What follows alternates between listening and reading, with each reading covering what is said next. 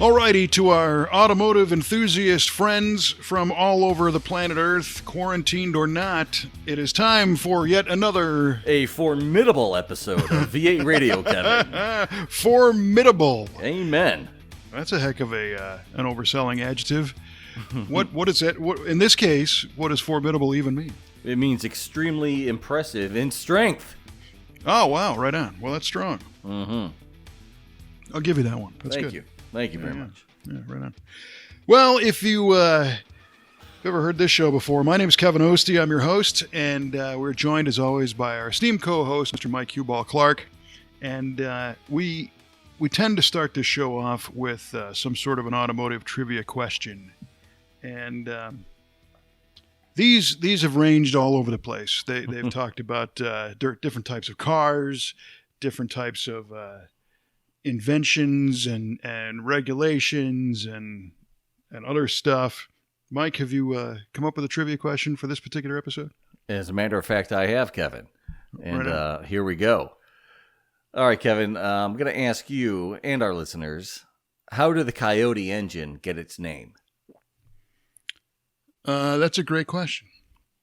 We're talking, of course, about the Ford 5.0. Yes. And before you go on, I have to give credit where credit's due on this question. And I got this question from a listener by the name of Mr. Alex Gerhardt. He reached out to me and he says, "Hey, give him that question."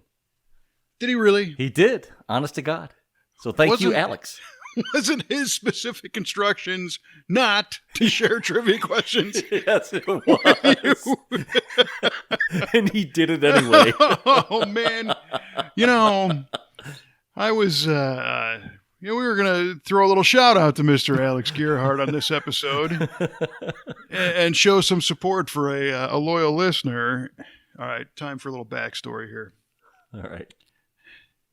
Well, we'll get to this after your trivia question. Okay. We don't want to keep them hanging. Fair enough.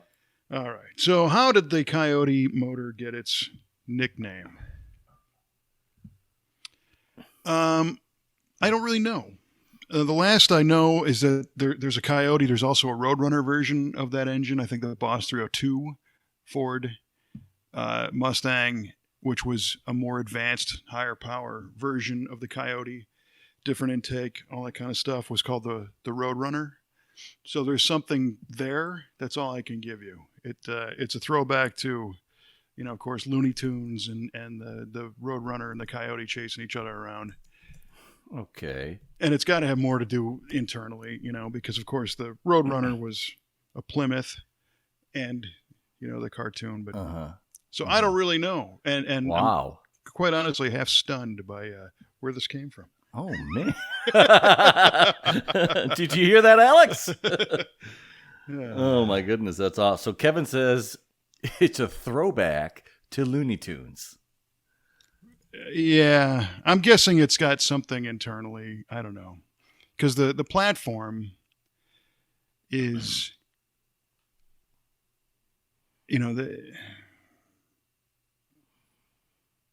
I don't even know what the heck what's the name of that current Mustang platform, or the one that it came out in? It was I don't know. Fox body, then it was SN95, and then it was the S197, I believe. So, yeah, I'm all reaching. good trivia questions you're wasting. Oh, right. Well, don't worry, I'll call Alex and we'll ask him.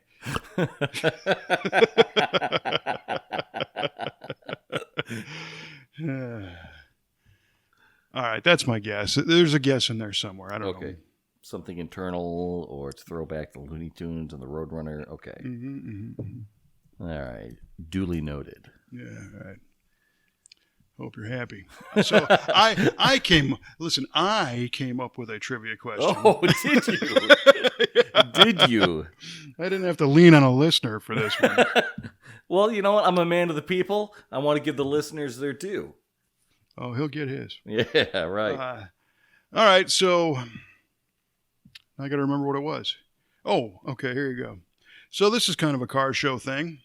All right. What current auto part that you can buy today has one dimension in the metric system and the other in the SAE standard unit? Oh my goodness. Mm-hmm, All right. mm-hmm. That is what okay, an auto part. You want to call Alex? um I know what it is. Mm, It's a tire. a tire. A tire. A tire is measured in the width is measured in millimeters and the diameter is measured in inches. Huh. A tire. A tire. Yes, sir. Is that your final That's answer? my final answer. Duly note that one. I did duly note it. I wrote it down. All right. I typed it in so that I don't forget it. All right, if you're okay with that. Yeah, I'm great with that. All right, now back to our friend Alex over here. So I'm kind of inadvertently giving him a hard time. Alex Gerhardt is a loyal listener. He's a cool guy. He's got a 73 Cougar that him and his dad have been working on. Yeah. And he also has a current Mustang, blue Yeah. one. Yeah. And he's posted comments on the Facebook page before, and we've chatted about different things. He's also a Marantz enthusiast. Is he? Yep, and he digs, 70s and 80s rock and roll. Oh, And man. it's funny because he's been called a boomer before, but he's in his early 20s. So he just kind of Nice. Okay, boomer. That's right.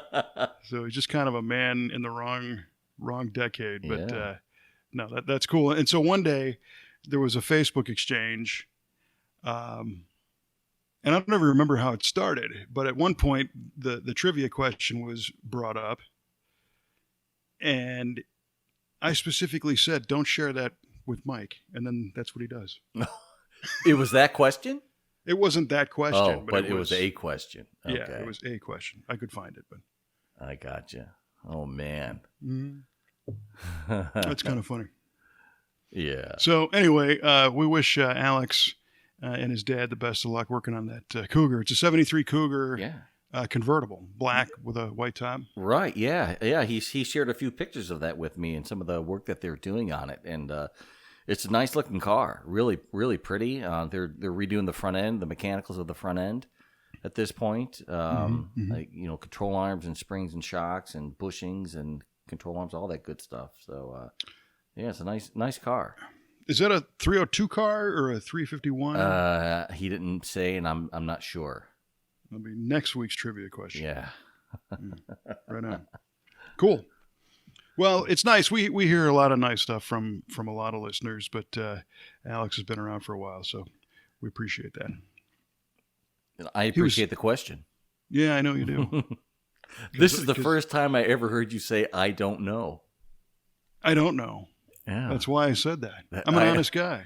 No, but usually you're able to kind of diagram it out and kind of figure it out as you go along. Yeah, but some of those terms you cannot, you know it or you don't. Right. It's one of those things. That's It's a good like some it's like Fratzog. Can you figure out how you couldn't figure out No way. how to land on Fratzog. You either know it or you don't. That's a good point. All right, fair enough.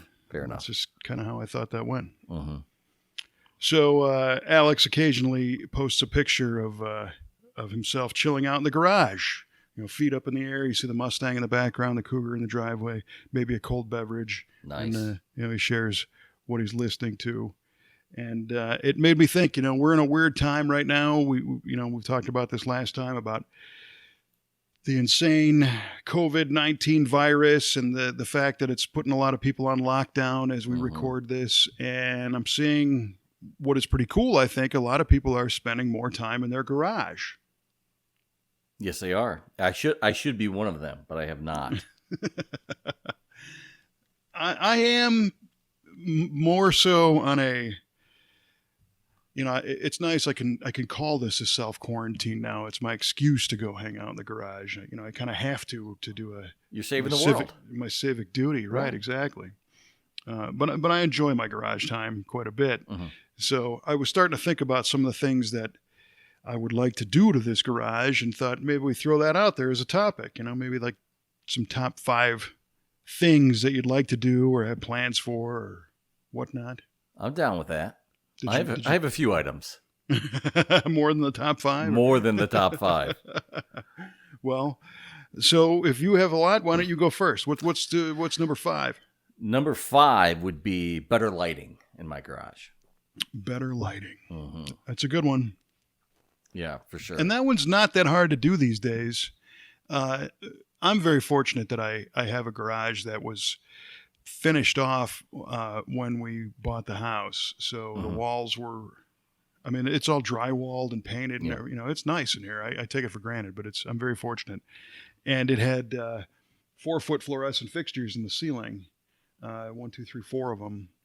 And a couple of years ago, I switched the fluorescents out for LEDs. It's Big wonderful. difference? Huge difference. Really? Yeah.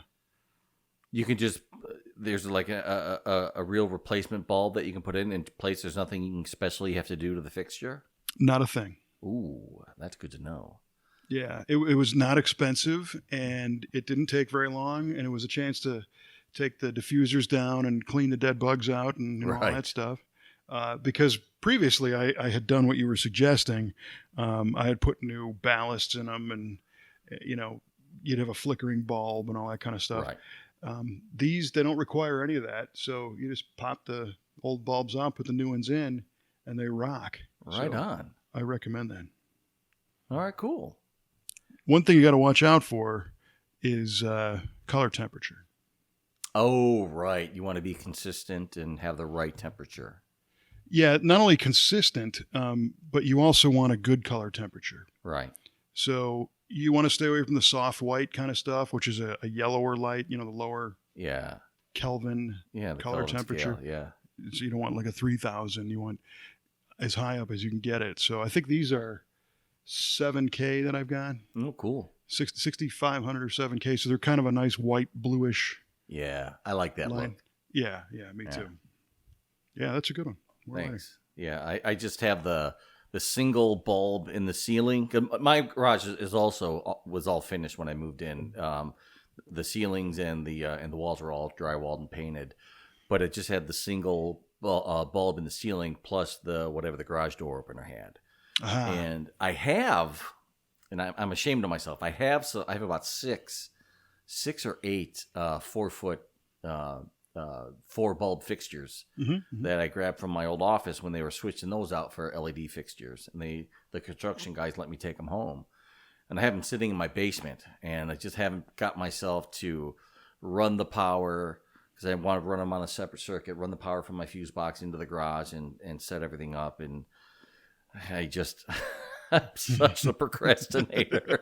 It's my worst habit in the world. Well, there's always something to do when you've got a family and a job, all the rest of it. Here's a trick I'll share that I also did. So on the garage door opener, you've got that, I think it's called an E series, just your regular screw-in light bulb base. Yes. When you hit the button, the light comes on. Yes. And that's usually, a kind of a crappy light bulb. So what I did there is I got an adapter that makes that an outlet. And then I bought a 4-foot twin LED strip shop light, like a workbench light. Okay. And plugged that in, and then hung that right above the door opener. So now when you hit the garage door, you don't have a little peon light bulb. You've got this LED strip that lights up, and that's what's on right now. You can see here in my garage. You have good lighting. Yeah, and it's just one of those twin strip 4-foot LED. I'm going to need you to be selfish, and I'm going to need you to pan your camera over so I can see that, please, all right. if you don't mind. So, pardon, I apologize, listeners. Oh, wow, that's pretty great. Yeah. See that? Yeah, that's really bright. And that thing was like, I don't know, $18 or something at my local farm supply, my local Rural King store. Amen. All right. You can get one on Amazon probably. Mm-hmm. If they're still delivering non-toilet paper items these days, I don't know. I don't know. But that's on a chain, so a chain, not only a chain that it's hung by, but it's a chain pull fixture to turn it on and off. Oh, right on. So you just turn it on and plug the thing into that little adapter, coil up the cord, hang it from the ceiling. It's hung from the same structure that hangs the garage door opener. and there you go. And everybody will appreciate that when you're coming home at night and you hit the door, the garage lights up enough to where you can actually see. Yeah, that would be your wife nice. will like that. Yeah. So there you go. Yeah, groovy. All right. Well, that was good. What's your number 5? My number 5 would be more heat. More heat. Okay. Yes. I'm lucky once again. This is an insulated garage, so the door is not the big door, but Right. I've been using a 30,000 BTU blowtorch heater that my friend Paul and I bought in 1989, and we split it from the store that eventually became Home Depot. It wasn't even a Home Depot at the time. I think it was a Courtesy Home Center, I think it was called. Oh, wow. Courtesy Home Center. And it was like $130 or something back then. And we both were trying to work on stuff in our home garages. And we lived a few blocks apart. So he'd it's like the science project. He'd have it for a few days, and then I'd have it for a few days. Right. And finally, in college, he moved away, and he's like, here, you can have this thing. Or at least that's the way I remember it. And Paul says none of that happened. Right, exactly. But it's just a kerosene blowtorch thing, and it works all right. But this place it would be far nicer if it was warmer in here in the wintertime. And I did notice, and maybe I'll throw this out there to any of our listeners who might be HVAC savvy, but this garage does have a heat vent plumbed into the central air heat system of the house. Really? On the one wall, yeah. And it's down low, and it's just a little register vent that you can open up. And I have it taped off because I didn't want the garage. I didn't want it heating this garage unnecessarily if I wasn't, using it. Yeah.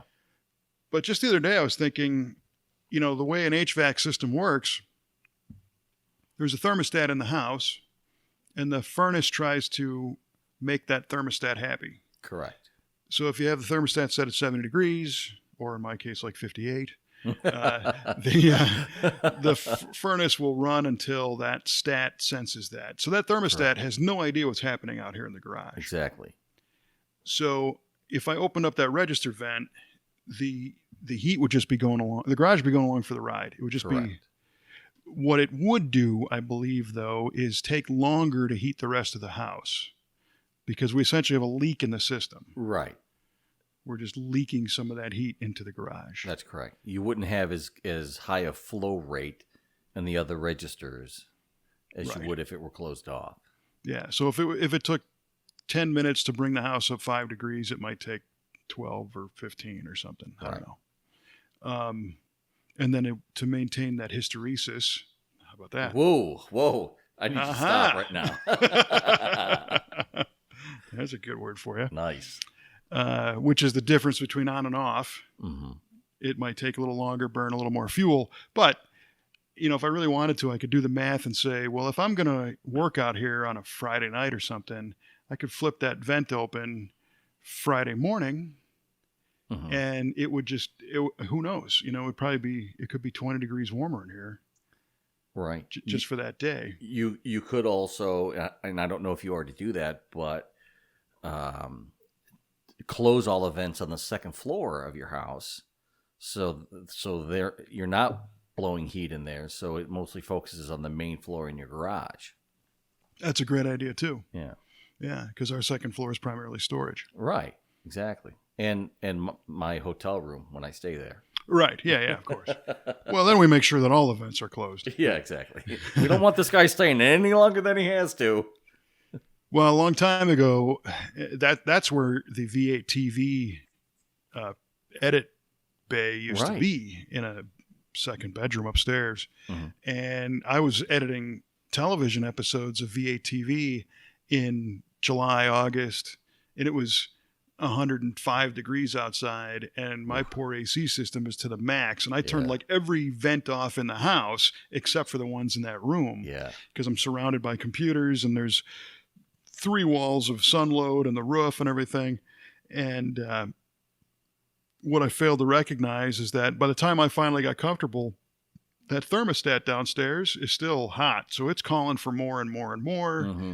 and I'm running the AC nonstop, and it was like, oh man, this is not good. No. So it was nice to be able to move out, and the windows are crank outs, so you couldn't put like a window shaker air conditioner in that unit.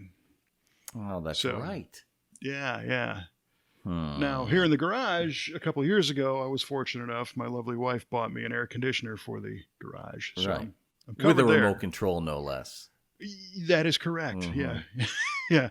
I forgot about it. I thought it just turns on over here. Right. That's Yeah. where the remote Shut is. your mouth.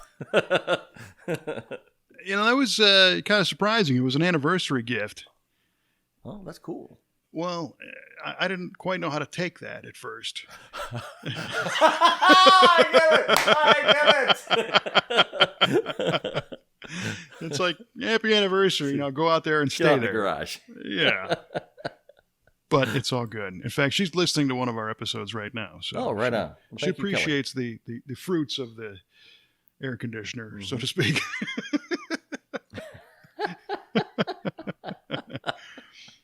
So that's brilliant. All right, so that's my number 5. What's your number 4? Oh, to have better storage and better organization in that garage. You've seen it recently, and you know how badly I need that.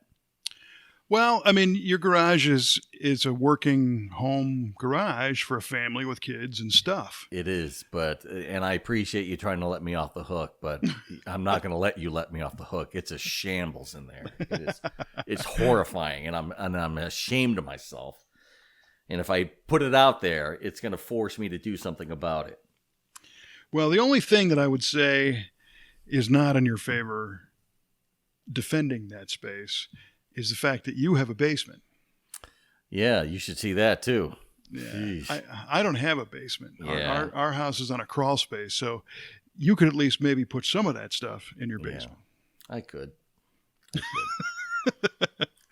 Well, the ultimate goal for that is to get that basement cleared out so I could finish it. So it's a full unfinished basement, and that I would love to make it livable space, but there's just I don't know how on earth I accumulated so much nonsense and so much stuff in my life. Yeah. Well, and it's not all yours. No, it's not all mine. Yeah. But still, it's ugh. And that's one of those one room at a time projects, I guess. Yeah. Yeah, pretty much. And you're playing, what was the tile game where you shuffle them all around and they make a word. It's almost like Tetris. You're right, exactly. You just got to shuffle everything into one room while you redo one and then move it all. And yeah. I just want to put everything, like rent one of those pods, put it in my driveway, shove it full of everything, and have them wheel it off. And I don't care where it goes. Well, it's not a bad quarantine project. Yeah, right. Because you're stuck at home now for a little while. Yeah, no doubt. What do you have in mind, or do you have something in mind for storage in the garage? Yeah, I mean, I'd just like to have some. Right now, I have my to paint the picture.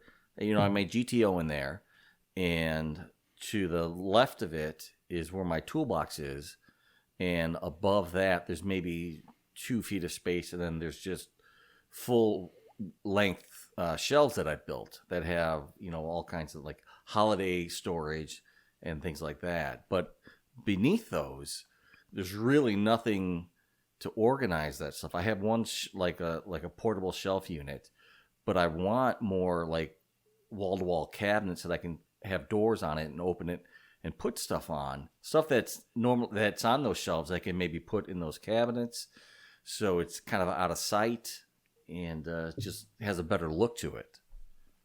Yeah. Definitely something to that. Yeah. Have you? Does your garage have attic space? No. Or is it going to like somebody's bedroom? The master bedroom is right above it. Gotcha. That's one thing I'm lucky too. I have an attic over the garage. That's nice. But we don't really have much of an attic in the house, at least not that we've ever really used. So, coincidentally, my number 4 is also more storage. Is that right? Yeah. Right on. And organization. And I kind of got a start on it a couple of years ago. When we moved in, there was a floor-to-ceiling shelf unit already in place that they left. And then there was kind of a weird 4x8 shelf that was about 4.5 feet off the ground. And it provided a big space underneath it and a big space over it. And I think they put like, again, holiday stuff on top, Right. and then maybe bicycles and bigger things underneath. I gotcha. And one day I just got the wild hair to reverse the orientation of those. And I put the floor to ceiling shelf unit against the far wall, and then I cut down the 4x8 unit and just made that my workbench. Oh, cool. I just shortened it. And then for a work surface, it was plywood, and I'm not a fan of plywood worktops. Sure. So today it has 89-cent linoleum floor tile squares. Oh, perfect. Yeah. I just got a little tub of glue and a handful of squares at the local Home Depot or whatever. Cheap and easy. I like it. Yeah, and they're white, so they're bright. Uh-huh. It's easy to see.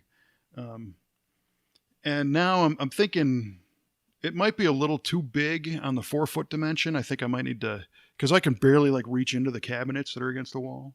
Oh, I see. So it's 4 feet from the wall. 4 feet out. Yes. Okay. Yeah, it's actually deeper than that because my garage footing is on cinder blocks. Oh, no kidding. Yeah. That they used for the footing, and it's concrete, between that. But the cinder blocks are essentially they project inward from the wall. Oh, right. A few inches because the wall is set on top of those. Right. So when I went to shove my bench against the wall, it bumped into the cinder blocks. So now there's a few more inches.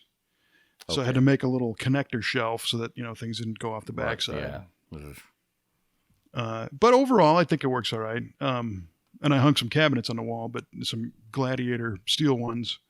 And the trick there is Amazon every once in a while has a sale on those things. Oh, cool.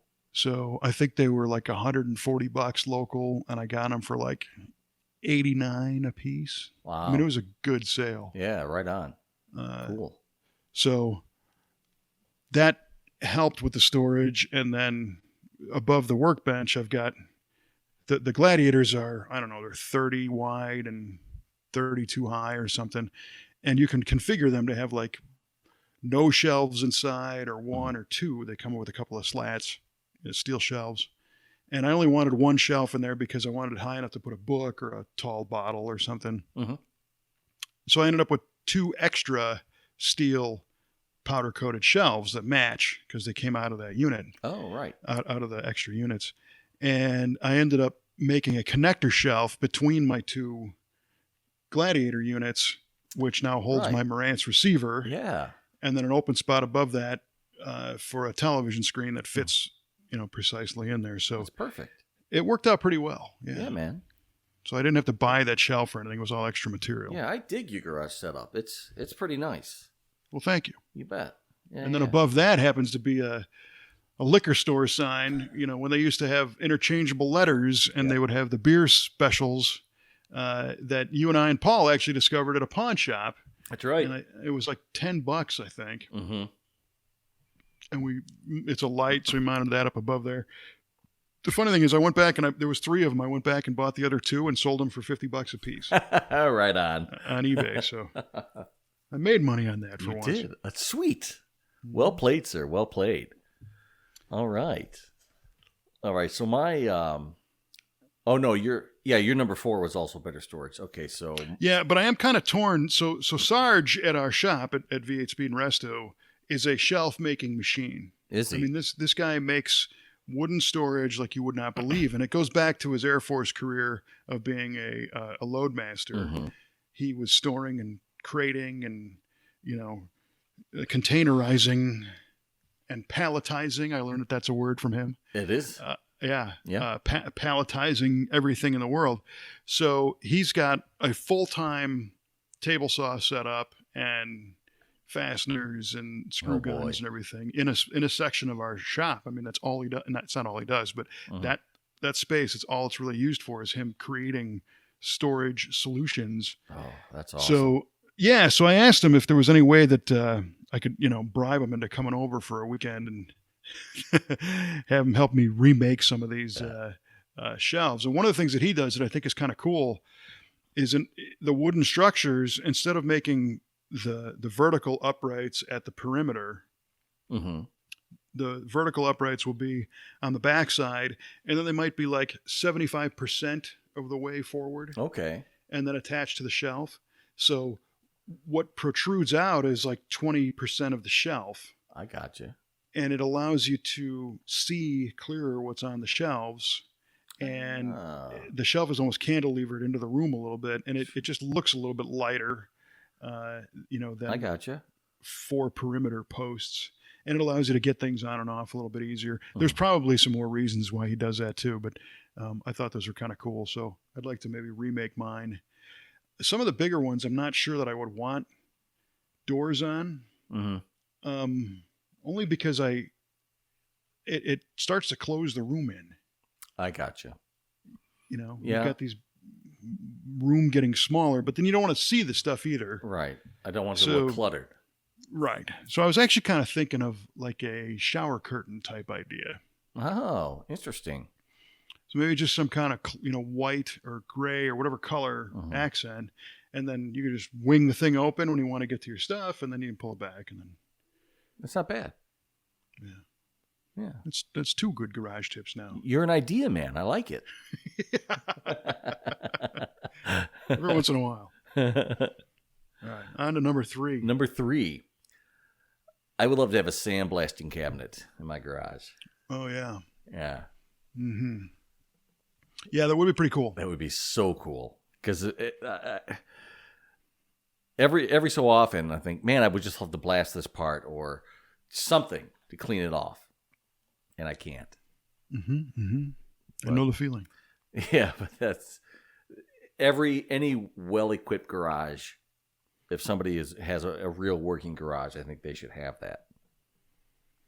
Yeah, and that's one of those things. It's like having a pickup truck. You're going to meet all kinds of new friends. Yeah, that's true. That's true. If you have a sandblaster in the garage, there are people going to be coming for miles around to use it. That's okay. I'm happy with the barter system. Right on. Well, that's good. Yeah. I don't have a sandblast cabinet. I'm fortunate enough to have a couple of them at the shop. Mm-hmm.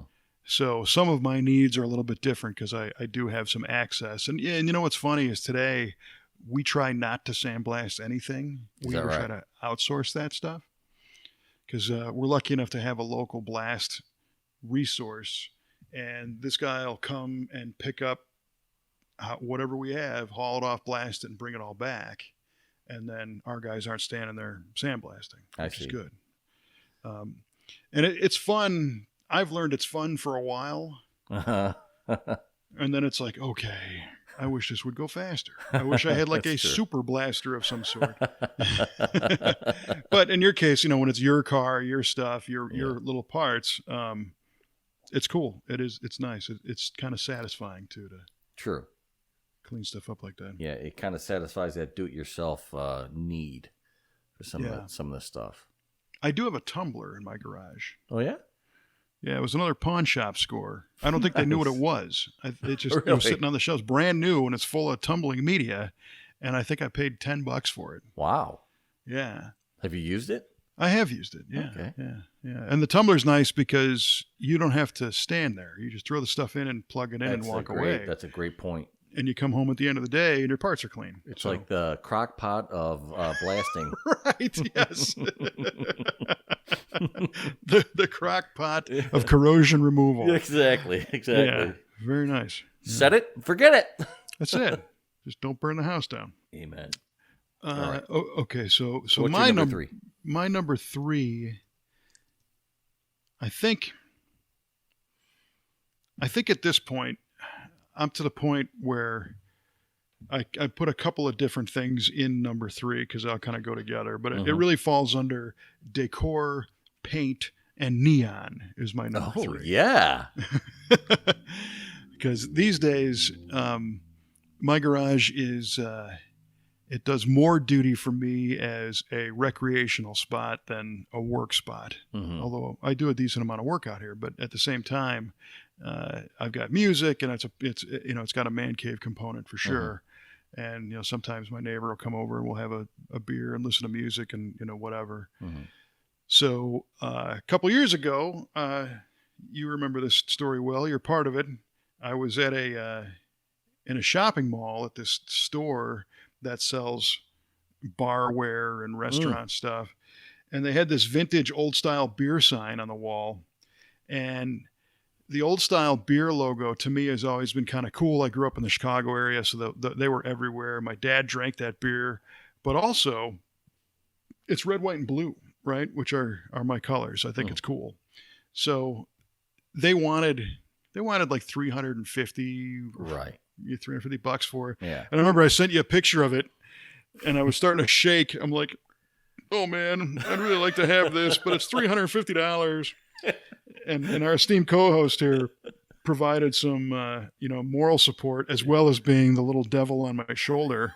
And he's like, "You're sending me back. Well, you need this. You need this. You need to have this. So go back and make him an offer. Tell him you give him $200 for it." So I went back and offered him 150 because where I live, nobody drinks old style beer. Right. This is the home of Budweiser beer. Yeah. Close to our house and our shop. So who would want this thing? So. They didn't take the 150, but I think I got it for $2.25 or something. So it's a bargain. It was a bargain. Yeah. And it's a weird one. It's from an ad campaign from like 84, 85. Their Reach for the Best ad campaign, which came and went. So it's not like the more popular ones. Right. So it's a little bit different, but I think it's cool. And I brought it home and put it on top of one of the cabinets and lit it up. And I really dig, what it does for this room. Sure. And I also have a Wyand neon clock, that I got from those guys. And so some more vintage, automotive themed neon would be cool. Or, Yeah. Maybe some more red, white, and blue kind of stuff. Or I can get on board with that. Yeah, for sure. yeah. Yeah. Maybe like a cool, like one of those round automotive service signs like Ford Service or Chevrolet Service. I think see. the big ones for me is, not to be that guy, but I really dig the authentic vintage ones. Yeah. Oh yeah, for sure. I do too. Because you can get anything in the world now, but it's made in China and they're cool, but it didn't exist somewhere. Right. It wasn't functional in a real dealership shop. Right. At one point. Yeah. Yeah. And I think something that also kind of put me over the edge is in the Brothers Collection Museum, they have neons that are, truly authentic exterior dealer neon signs from dealers from long ago. I can't even begin to tell you what the value of their neon collection alone would be. Oh, yeah. One of the pieces you saw in our episode where we did this giant burnout in the building with a 65 Impala SS convertible. It's a Chevrolet sign, and that thing's got to be 26 feet long. It's huge. Whiz. Yeah. So I can't do anything like that, but some of the animated neons are neat because they've got relays in them and stuff. So when they change colors and for example, one that says used cars where the used lights up and the cars, it goes back and forth, and that clicks, between because of the relay. Right. There's nothing solid state in there. It's all mechanical relays. No, right. And I'll tell you, as stupid as it sounds, but to me, one of the ultimate neon signs is the Holiday Inn hotel sign. Is that right? Yeah, I love that thing. It's called the Great Sign, is what the name of it was. Really? Yeah, and it's like 2 stories high. It's huge. Yeah. And it had a green background for the words Holiday Inn. It's got this yellow arrow that points towards the hotel. And then there's incandescent light bulbs that were colored that flashed in sequence, and it made the arrow come to life and point inward. And on top, it had this giant star, and the star had radiating colors, and the star was made of probably 4 or 5 like cookie cutter stars, so a smaller one, then a bigger and a bigger and a bigger. Right. And those would flash in sequence. Those were white neon. And I just remember going down the highway as a kid. Whenever we'd see that's where my family would stay on our way to a vacation. We didn't take many, but there was a few vacations, and we always looked for that sign. And you'd see it 10 miles down the road, Yeah, man. And when Holiday Inn in the 90s changed their image, they took them all down and they're all gone. Yeah, I don't think your neighbors would mind too much if you had one of those in your front yard. Ooh, I was actually thinking the backyard, but the front. Yeah, that would I be think where they'd be it's okay at. with that. I mean, I mean, I know some of your neighbors are pretty cool people. They're pretty laid back. My neighbor Rick and his wife Linda would dig it. I know that. Yeah. The rest of them. Well, he's got a front end of a motorcycle as his mailbox. That's right. Yeah, no, that's what I'm saying. He'd dig it. Yeah. The rest of them, I'm not so sure about. So the Henry Ford Museum has a small version of the Holiday Inn sign that's probably 6 feet high, 4 to 6 right? feet high. Yeah, and somebody made that as a, I don't know if it was just kind of a tribute, but today you can get these neon rope lights. And they're not like the LED ones where they're individual dots strung along. Right. They actually look like neon. The whole strip glows. Really? Huh. And I was kind of thinking about maybe building a small one of those and hanging it on the wall, make my own little Holiday Inn sign. That would be pretty dope. What I would need to do, though, is find a programmer that could make the LEDs flash in sequence, the way that make some kind of a controller for it. But I think that'd be pretty cool. If we got any programmers out there, give Kevin a call. We need HVAC guys and programmers. Yeah. We're going to get some stuff done here, man. Yeah, there you go. Well, so that's my number 3 is I want to repaint in here. I'm not so sure about color, but get some more signage and cool stuff on the walls. Cool. All right. So then that leads me to my number 2. And this is also another functional garage want, but I'd love to have a nice air system in here where there's some periodic air drops in there rather than having to drag my air hose all over the garage if I'm trying to do something. I can just plug in, like if I'm working on my wife's car, I can just plug in right next to it and do stuff. Totally. Yeah. Once you have a decent air system in a garage, you never know how you existed without it. Right. And that's, again, that's another great sale and pawn shop item. My current garage compressor came from a pawn shop one day. Is that right? Yeah. And it's a vertical. It's not huge. I don't know if it's 80 gallons or something.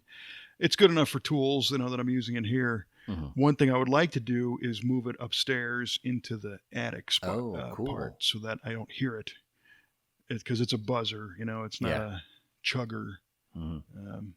But yeah, and I remember the first time I did an air system was in my parents' garage when I was painting cars when I got out of high school.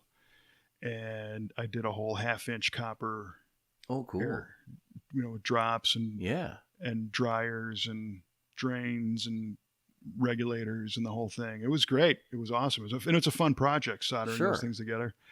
Today you can get those cool compression fittings. Right. Yeah. On like composite air tubes, almost like what's that plumbing called? PEX. PEX. Thank you. PEX. Yeah. Yeah. So I think you can use PEX for an air system, or if it's the right kind. But I think there is some similar air tubing that's like PEX. That's like compression fitting. Equipped. There's another one in our old shop at the farm when we first started. We used Ingersoll Rand's extruded aluminum tubing. Is that right? Which is killer. Yeah, is that right? It's expensive, but it was really nice because it never corrodes inside there. Which your PEX or your plastics don't either. But it had a higher burst strength and safety factor if you bumped into it. But it had a similar compression type fitting that you can quick release and change around, and that is a fun project. You got to run them. You got to think about that one as you lay it out. Yeah, for sure. That definitely requires a lot of forethought. Yeah, because once it's there, that's where your compressor is, pretty much. Right, and you got to make sure that everything kind of pitches downward. Oh yeah, so water condensation will run into a drain. Yep. I see. And your drops got to be shaped in such a way that they've got a low spot, and then the air pickup is higher than the bottom of it, so that you can again catch condensate. And what a lot of people make a mistake of is they'll put an air dryer like right after the compressor, and then your line goes after. and it doesn't catch anything because the air is hot. Hot, yeah. And it's Because got that vapor is in suspension. Right, it blows right through that filter. Yeah. So you got to put that towards the end, right wherever your takeoff is. Mm-hmm. Yeah, I spent a lot of time learning about that stuff. It was fun. Cool, man. Right on. That's a good one. Thanks. What's your number 2? My number 2 is kind of general. It would just be more tools. I'm listening. Yeah. And I'm in a little bit of a weird spot. I'm fortunate enough to have a decent professional tool set, a couple of them at the shop. Mm-hmm. And then I've got my home set here. And I'm always reaching for the tool that's at the shop when I'm at my house. And when I'm at the shop, I'm going for the tool that's at my house, And personally, I do less and less with hand tools in our shop. I do more things with keyboards and cameras, right, and telephones.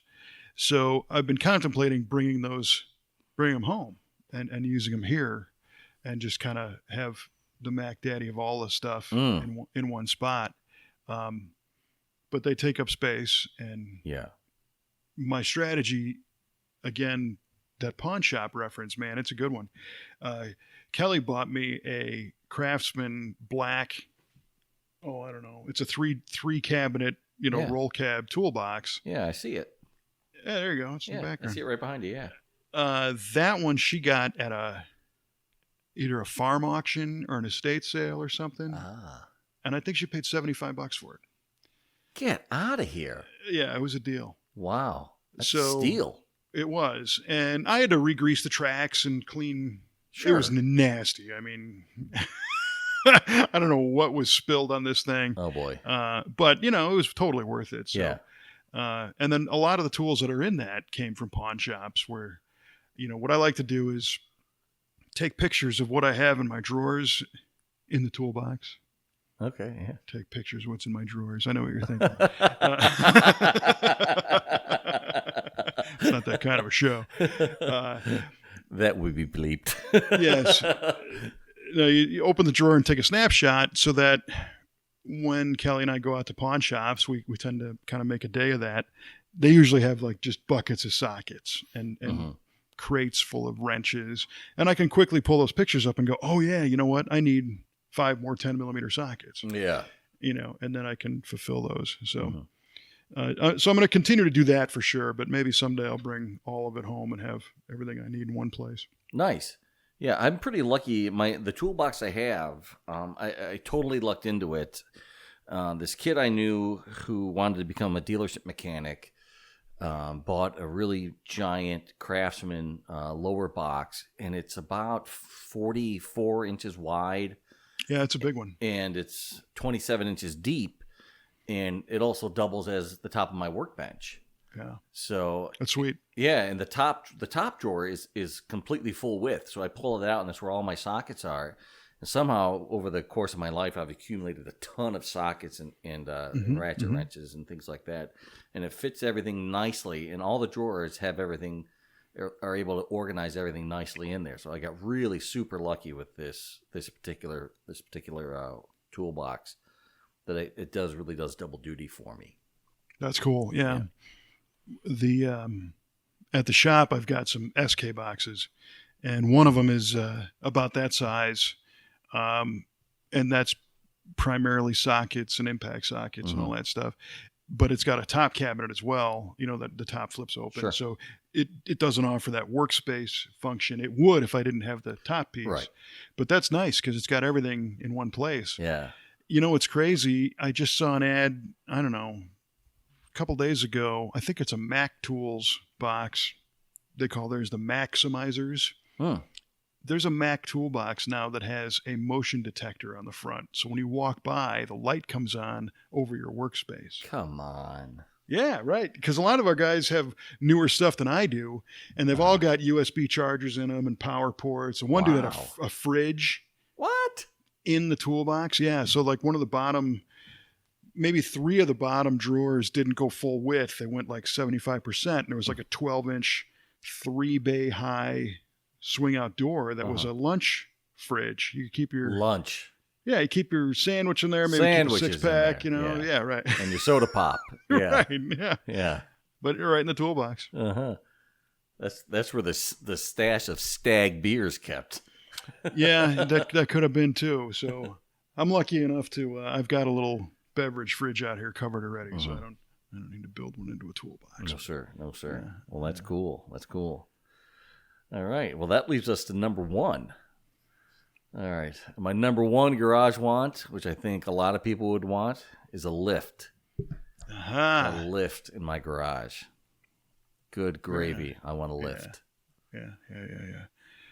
I was thinking like a Ferrari 456, but a lift would be awesome too. A lift would be good too. No, actually, the lift was my number one as well. Is that right? Yeah, but it was just funny the way you set that up. The one thing I'd like to see in my garage, I'm thinking Cadzilla is what I want to see in my garage. And I do have a print of it hanging on the wall. That's a story for another day. See, I don't even have a print of a Ferrari in my garage. So look at you're already topping me on that one. So the lifts are, they're challenging because they're big. You know, they're not really that expensive. Right. You got to have the ceiling height. Yeah, that's where I fall short. I couldn't have a full size lift. The ceiling's about, I think, 10 feet maybe, and I think you need a little bit more than that to be able to full size lift. So I would be relegated to one of those like a half lift that kind of slips under the car and lifts it maybe 3 or 4 feet in the air, which would be fine. That'd be great. Yeah. Yeah. So it'd be easy to like pull tires off and do brake work that way. You could just sit right at eye level and not be hunched over. So that would be really helpful. That's really what you need it for, you know. We just, I think we just bought one of those for the shop, but it arrived damaged, so it got sent back. I'm waiting for a replacement one. But I think it's a 48-inch scissor type. Yeah, exactly. Air over electric or something, you know, and you know, with the safety releases on it. And that's what you're going to use it for. I think we're going to put it in the fabrication shop so the guys can, you know, get cars up in the air if they're working on rocker panels or whatever, if it's not jigged, you know, and fixtured. Or like you're saying, even the detail guys, you know, you pick the car up and you can clean the bottom side. Yeah. It's a lot easier. Yeah, and brake work and tire work, and then you'll have your air system right there, so you'll be able to blast the wheels on and off. Oh yeah, all day long. Yeah. I'm all set. Yeah, you're done. I mean, the other cool thing about those is if you're going to put a 2-post lift in, you need, depending on what the lift manufacturer specifies and the rating of the lift, you know, 6 or 8 inches of concrete underneath the foot. Right. And most garages don't have that. Nope. So you got to cut a core and pour concrete and, you know, all that kind of stuff, which isn't the end of the world. And all that, yeah. Yeah, it's not the end of the world, but it's something. Mm-hmm. The 4-post lifts, some of those don't even need to be anchored to the ground. Some of those are on wheels. That's crazy looking. You know, a 12,000-pound 4-post drive-on lift that you can just push wherever you want it, hit the locks. That's pretty cool. It is pretty cool. Mm-hmm. Yeah, I guess it's stable enough to be in a 4-post or so. Yeah, right. They don't care. Yeah. The trick that you got to watch out for that everything's level. Oh yeah, there's that. Getting into a bind halfway down, you know. Yeah, that would suck. But so your number one was a lift as well. Was a lift, yeah. Crazy. A couple of my honorable mentions are an epoxy coated floor, which I think would be beautiful. I'm kind of going both ways on that. Are you? I've worked in places that have had those that were very nice. In fact, one of the first ones was a U-coated brand floor that we had at the Hot Rod shop in LA. And we had the Hot Rod logo, Hot Rod TV logo done it. Cool. You know, and it was gray with the fleck, you know, in it. And we also put some glass bead in it for traction. And cool. It was cool. It almost becomes something you have to keep clean. I can see that. Because it looks nice. Yeah.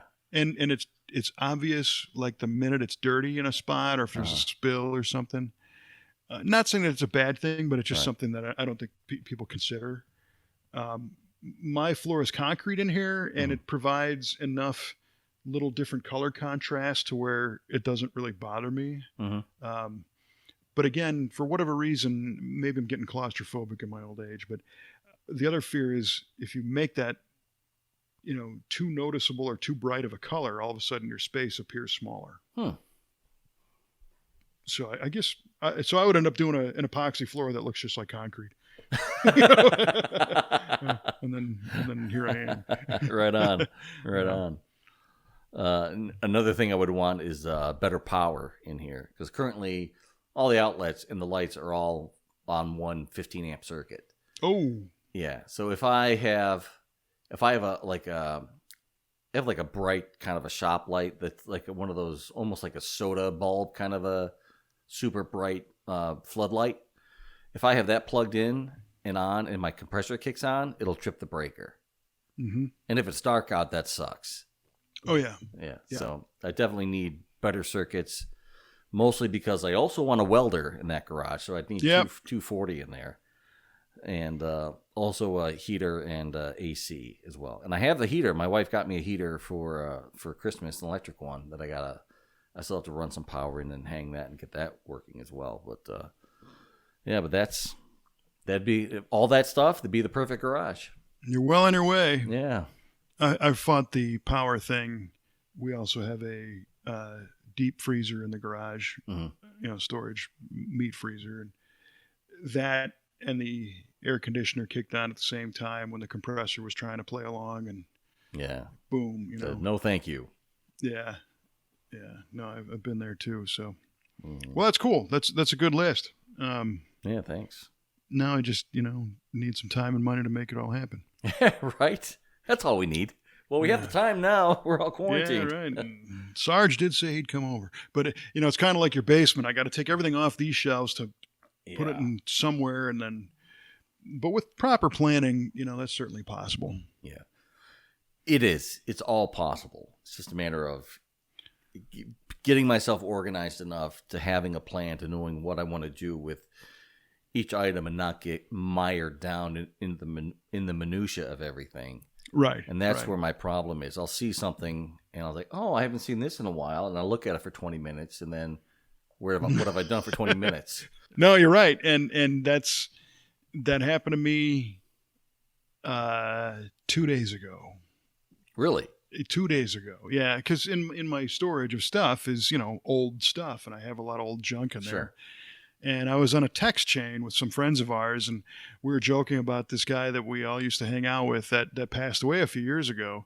And for whatever reason, I went out of my garage and I was looking for something else, and I pulled out some photos of this dude. Oh, yeah. Which, of course, I had to scan them all and send them all over to our friends. Or and then I don't even remember what I came out here for in the first place. So you can't open the boxes; you just got to move them around. And, Yeah. Sarge said he'd help, so I gotta. Yeah, I need to borrow him. Yeah, absolutely. Have a nice weekend up here.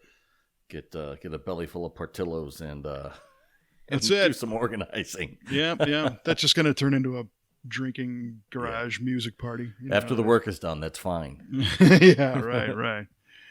All right. Well, I believe we have a trivia question that I got wrong. I know it. Well, we have a trivia question. Anyway, I'm not even going to try. So, all right. So I asked lay you, it Kevin, on me, Mr. Alex. Alex. Yeah, we got him, Alex. Got him. Oh yeah. I asked you, how did the Coyote engine get its name? And the joke answer is because they can't beat a 50-year-old Roadrunner. But But the real answer is the first 4-valve V8 that Ford made in the 60s that was used in A.J. Foyt's race car was his race car was a Coyote chassis. There you go. And he won the 67 77 Indy 500 with that Coyote chassis car. Mm-hmm. So there you go. Mm-hmm. Well, and again, you wouldn't know it unless you knew it. Correct. But I do know where there was, anyway, a stack of those Indy 4-valve Ford V8s. Really? Oh, yeah. A guy in Southern California, his name is Ermi Hermoso, and he had collected those things. Wow. And I was going through this guy's building. I think he had an electric business, and in the back part was his stash of hot rod stuff. And those Indy V8s are insane. The intake and exhaust are reversed, so the exhaust goes right up the top, and the intake comes in from the sides. Oh, that's cool. Oh, they're awesome, and they're super bad. And yeah, that Coyote race car chassis was the real deal. So yeah, makes sense. So I knew a little bit about it, but you did. You just didn't know you knew something about it. I don't know anything. All right. Well, in your case. Mm-hmm. Mr. Confident over there. The question was an auto part that has one dimension in metric and the other in the SAE standard unit. And you just looked at me and said, it's a tire. And you're right. Hey, right on, right on. I can't believe that came to me, but it sure did. Well, I was trying to think the other day. I'm like, why is it a 235 40 17? Yeah. What? I don't know. Is it just because it's going to be, whatever the equivalent in centimeters would be of 17 inches, it'd be a 3,500 or something. It just wouldn't make sense. So, I don't know. That's weird. I don't know. America is weird when it comes to things like that. That's global, though. Oh, yeah, you're right. It is global. Huh. So in Germany, they're talking about 18-inch wheels. That doesn't seem right. No, it doesn't. Makes for a good trivia question, but you knew it. It does. Yeah. I didn't know I knew it, but I knew it. Yeah. That's not 2 in a row I've gotten right, is it? Did I get it right last time? Are you keeping score? I mean, if you are, I think so. I think we both got them right last time. They're kind of... Yeah. Yeah, we totally did. Yeah. That's Good amazing. for you. Yeah, thanks. Wow. I finally made it. I'm on my way. Yeah, still haven't gotten the time to go through and tally up the all-time win count, but we just racked up another one. Good for you. We got about just about 4 years of shows to go through to do that. If only somebody was quarantined and had time to do that. Yeah, man, it's been that long. If any of our listeners take the time to do that and get us the Excel sheet of wins and losses, Kevin's going to throw you a T-shirt. Oh yeah, a V8 TV T-shirt. It'll be a new one. Still in the wrapper. Yeah, no, without a doubt. All right. Now that you got our Alex all wound up there about his T-shirt, we're going to have to wrap this one up. But if you enjoyed this episode or any of them, there's a couple places you can find them. And I always feel strange about this because if you've heard this, you can find the show already. Mm-hmm. That's true. But maybe we'll propose an optional listening source. Between iTunes, Apple Podcasts, Spotify, TuneIn Radio, Google Play, and Google Podcasts, the Stitcher Radio app, iHeartRadio, Player FM, Podbean, Podchaser, V8Radio.com. There's another one in there too. Is there? That I'm trying to think of. Well, there's a whole bunch of these aggregators that just kind of... Right, just kind of show up. Yeah, grab stuff. Yeah. But maybe we'll ask for some feedback. Why don't you tell us where you listen? Because I'd be curious to know where people are tuning in from. And one more quick shout out to our friend Jose Montez, who owned that 79 red Formula that we talked about last time. Right. Apparently he's listened to our show and enjoys it, and his wife listened to it and she enjoyed it too. So thank you guys. Well, right on. Well, thank you guys. Appreciate that. Yeah. All right, man. Well, that's about all I've got for now. That's all I got too, man. All right. Well, keep the shiny side up, and we will talk to you next time right here on VA Radio.